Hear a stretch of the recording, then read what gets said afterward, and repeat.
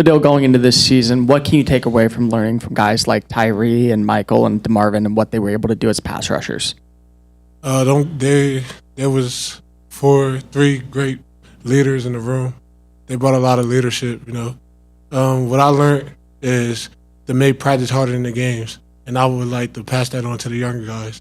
So with the younger guys coming in, give those guys that leadership that they gave me, it should make it easier for them. For you to be able to learn underneath these guys for several seasons, is it important for you to be finely tuned at this point to where you're crossing all your T's, dotting all your I's to make sure that for week one and moving forward, you are the next stop pass rusher? Yeah, I took a lot from those guys. That was one thing they taught me. Make sure you take notes. Watch how we do it, and you follow. So that's definitely the next step for me, to take that and pass it on. We'll go second row on the right, Olin. Well, it's kind of like what I was going to get at, but I'll just go a different direction. What can you? How confident are you that you're going to be able to replace that kind of pass rush production from the guys that left? And what is it going to take in your mind for you to be that kind of make that kind of impact on the pass rush? I just try to play my own game. I know them guys did a lot, but I'm just trying to be Fadil Diggs. You know, I learned from them guys, and I could just do what I do best, to play football. That's really what. We'll go front row, Brent, and then we'll go to Travis. I think I just took a train through Camden, New Jersey, so wanted to ask you from D.C. to New York. Is that right? Doesn't it go through there? Yes. Okay.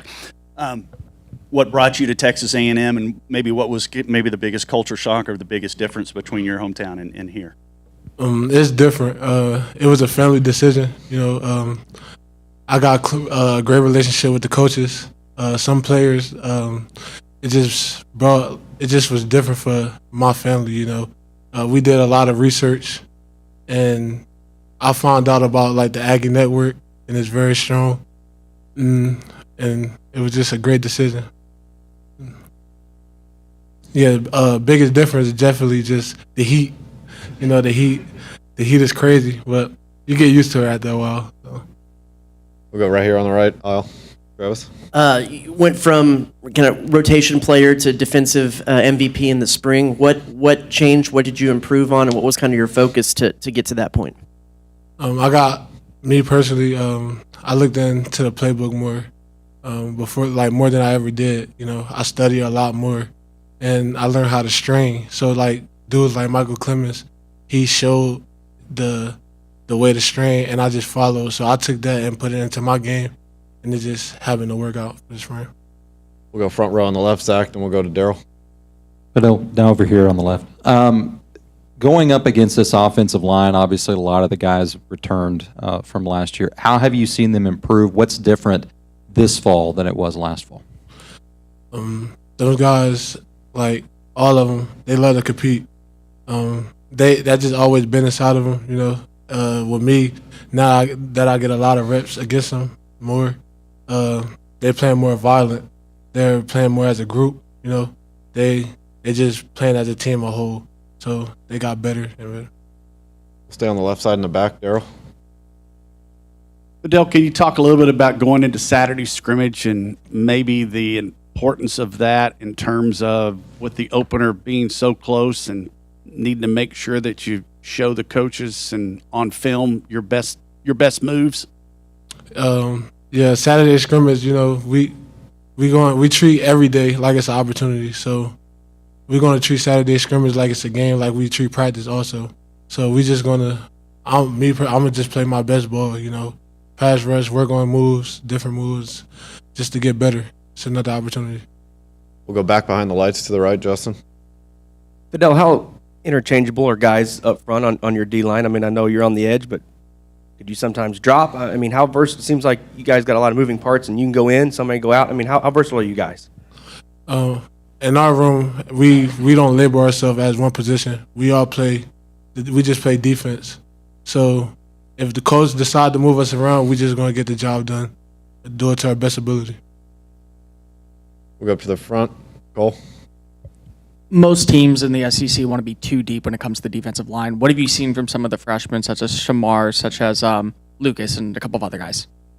Those guys are hard workers, so they came in right away from day one. They work absolutely like hard every day, and I noticed like more that we got into camp, their confidence are starting to like boost up, and that's great for them. Those young guys are going to be special.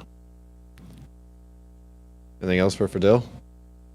We'll go to the right, Olin, and then we'll go to Daryl.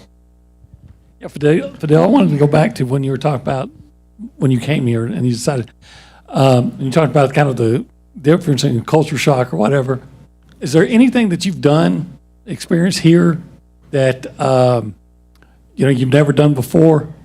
Like Edge Cooper taking you out and shoot hogs or anything like that? Or, and also, was there anything that you've maybe had in mind that you thought it would be like here that maybe it was different? It's crazy because I recently went hunting probably a month ago, and that was definitely different. Like, because I never, up north we don't really hunt that much, and that was different. But everything else, I had an idea what I was coming into, but I enjoyed it. Different things like wearing cowboy hats, boots. It's just different for me. We'll go to the back left, Daryl, and then we'll go to Brent. I may have two questions here. Do you have boots? Yes, I own a pair of boots now. Do you? Yeah. Did you get them when you arrived at Texas A&M, or did you bring them with you? I got them when I got here. Live in Texas, you got to have boots, right? You had to have boots. In terms of what you guys have done during practice, has there been any talk or focus on the opener and Sam Houston at all, or has it only been on you guys and what you need to work on scheme-wise that makes Texas A&M what they are? Yeah, I said we're taking it a day at a time. We weren't about today's practice. The talk of the locker room is not about Sam Houston or anything. We're about today's practice and how we can get better as a team. You got time for a couple more? We'll go to Brent in the front. You mentioned it was a family decision when y'all were, talking about coming here. Did any of your family members, did they move down in this area, or are they still up there? They're all still back in New Jersey. They all still stay home. About how often do you make it home? I've been home. I went home for spring break. I go home as much as I can, but most of the time I like to stay in College Station so I can stay like away from different things that's going on in New Jersey. Yeah, when you said family decision, what exactly did you mean by that? I meant like me and my mom and dad and brother came together, and we just talked. We had a list that we wanted to go by, and Texas A&M just hit on everything. So that's fine. All right, Cole, you'll wrap us up. You said you recently went hunting. What'd you go hunting? Say it again. You said you recently went hunting. What did you hunt? Oh, it was hogs. And then what's the one thing you want to hunt before you leave College Station? I would like the deer hunt maybe one, so that would be a good thing. Yeah. All right, thanks, Fadil. No, I'm not sure. We just went.